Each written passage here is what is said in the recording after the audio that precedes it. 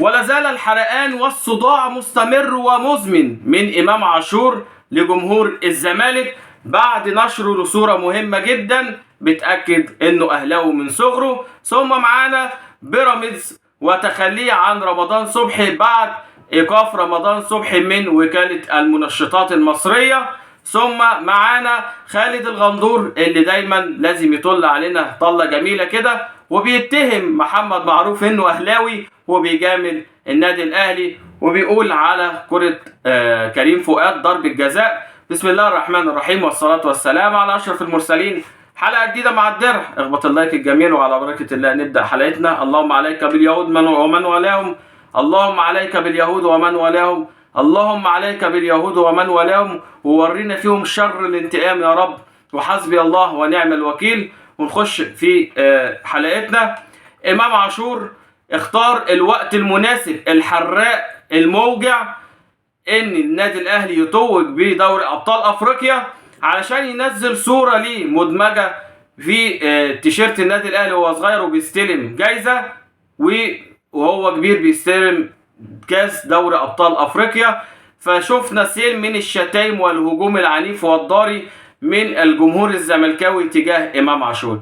الى متى هيتم ان امام عاشور هيفضل مسبب لكم حرقان وصداع؟ ما تركز في فرقتك يا عم، خلاص اللعيب اختار النادي اللي بيعشقه من صغره زي ما كتب، النادي اللي بيحلم معاه وملوش سقف طموحات وممكن ياخد كاس العالم للانديه كمان، وزي ما صرح وقال ان النادي الاهلي موجود تحلم باي حاجه وما يحسش النعمه دي غير الناس اللي بتلعب في النادي الاهلي.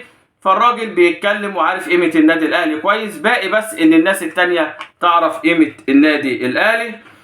رمضان صبحي وتم ايقافه من وكاله المنشطات ولحد يعني السماع في جلسه استماع لرمضان صبحي في شهر 6 وتم ايقافه عن ممارسه كره القدم. ولكن المفاجاه هنا هي تخلي اداره بيراميدز عن رمضان صبحي. وكيله كلم ممدوح عيد وقال له لازم نعلن تجديد رمضان صبحي اليومين دولت علشان نقف على اللاعب ونشد من ازره ويبقى النادي واقف في ظهره قدام الاعلام كله. رد ممدوح عيد قال له انت ليه مستعجل؟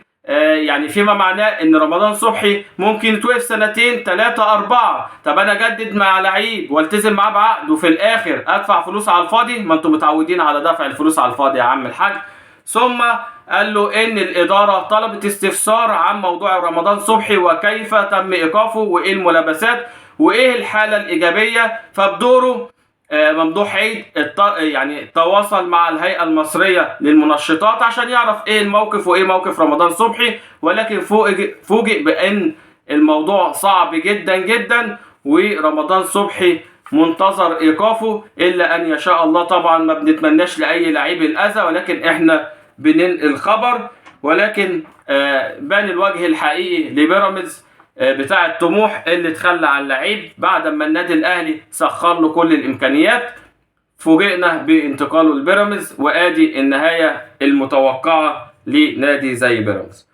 خالد الغندور اللي هو ماشي بمثل اللي فيها تجيبه فيك، وطبعا كل الناس عارفين المثل ده مع الاحترام طبعا، بيقول ان محمد معروف بيجامل النادي الاهلي وان محمد معروف حسب ضربة جزاء للنادي الاهلي مشابهه لضربة جزاء اللي ما اتحسبتش على كريم فؤاد في ماتش الترجي. يا حبيبي افهم قانون، اتكلم بعقل، ادرس لوائح، علشان انت كده بتحط نفسك في مصاف الناس اللي ما بتفهمش كوره او اللي هم البغبغانات اللي بيتكلموا على الفاضي وعلى المليان.